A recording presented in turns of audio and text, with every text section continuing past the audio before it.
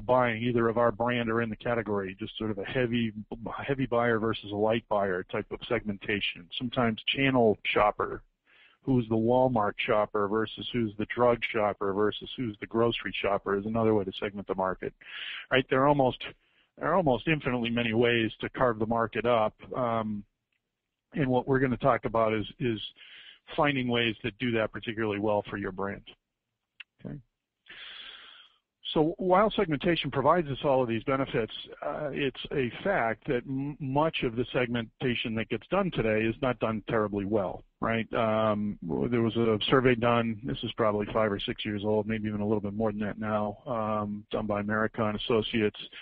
And they talked to people in charge of brands around the country, and 60% of them had done a segmentation in the last year. Most of them, however, were unhappy. And the most common complaint was that the segmentation wasn't actionable. You know, there's a 1964 article that Dan Yankelovich wrote, you know, once you discover the most useful way to segment a market, you've produced the beginning of a second marketing strategy. But in 2010, in another HBR article, you know, Dan said, unfortunately, today's segmentations do very little of this, right? So there are a lot of problems with the way that segmentation is often applied.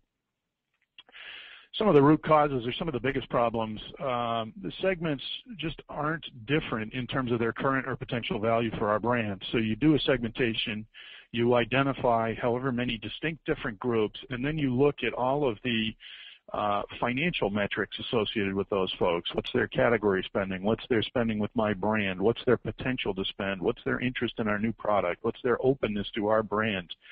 And you don't see a great deal of variability across the segments, which leaves you with a very difficult decision, right? If all of the segments are